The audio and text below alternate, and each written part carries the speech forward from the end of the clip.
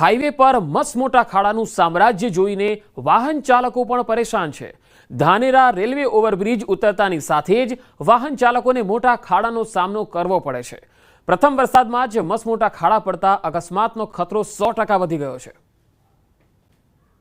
National highway number 168 આ રાજસ્થાનના જેસલમેર સુધી જાય છે। પહેલા પણ 3 લોકો અહીંયા એક્સિડન્ટમાં મરેલા છે અને પહેલા જ વરસાદમાં જોઈ શકો છો કેટલા ખાડા પડ્યા છે। અત્યારે હું અને મારો છોકરો બંને આવતા હતા અત્યારે પડી ગયા। રોડને આટલા ખાડા છે હેડવો જ કઈ રીતે, એટલે તાત્કાલિક આ રોડ થાય એવી અમારી બધાની માગણી છે। મુશ્કેલીઓમાં ખૂબ પડે, મુશ્કેલીઓ ગાડીઓનું બેલેન્સ ખોવાઈ જાય એટલે ખાડામાં પટકાય ગાડીઓ। નેશનલ હાઈવે 168 પર મસમોટા ખાડાઓ પડ્યા છે, જેના લીધે વાહન ચાલકો પરેશાન થયા છે। આપને દ્રશ્યમાં બતાવીશ કે જે પ્રમાણે આપ દ્રશ્યમાં જોઈ શકો છો કે પહેલા વરસાદની અંદર જ જે ધાનેરાથી રાજસ્થાનના જેસલમેરને જોડતો જે હાઈવે છે તેના હાલ અત્યારે બેહાલ થયા છે।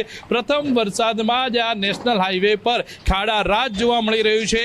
અહીંયા ખાડાઓ પડી જતા નેશનલ હાઈવે દ્વારા ખાડાઓ રિપેર કરવાની જગ્યાએ અંદર પથ્થર અને માટી નાખી દીધા છે।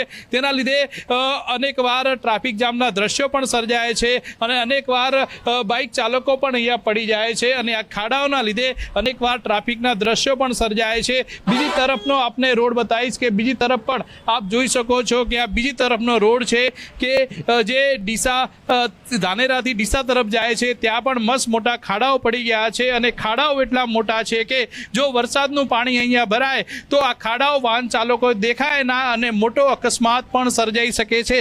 અગાઉ પણ 3 વર્ષ અગાઉ આ ખાડાઓના લીધે એક અકસ્માત સર્જાયો હતો, જેમાં 3 લોકોના પણ મોત નીપજ્યા હતા। અનેકવાર રજૂઆત કરવા છતાં પણ હાઈવે ઓથોરિટીના જે અધિકારીઓ છે તે અધિકારીઓને આ મસ્ત મોટા ખાડાઓ દેખાતા નથી અને આ ખાડાઓ અત્યારે તો અકસ્માતને નોતરી રહ્યા છે। કિશોર તુવર, ન્યૂઝ 18 ગુજરાતી, બનાસકાંઠા। સીએમ ભૂપેન્દ્ર પટેલ આજે કચ્છના પ્રવાસે છે। કચ્છના કુરન ખાતે શાળા પ્રવેશોત્સવમાં ભાગ લીધો હતો। કચ્છના કુરન ખાતે શાળા પ્રવેશોત્સવ કન્યા કેળવણી મહોત્સવમાં ભાગ લીધો। 400 જેટલી દીકરીઓને શાળામાં પુનઃ પ્રવેશ કરાવ્યો। ધોરણ 1માં બાળકોને પ્રવેશ અપાવ્યો। કચ્છના બોર્ડર નજીકના ગામોમાં આ કાર્યક્રમનું આયોજન થયું। સીએમએ કચ્છના 107 કરોડના વિવિધ વિકાસ કામોનું પણ લોકાર્પણ અને ખાતમુહૂર્ત કર્યું। પ્રવેશોત્સવ બાદ સીએમ કુરન ગામના ચેકડેમની પણ મુલાકાતે પહોંચ્યા હતા।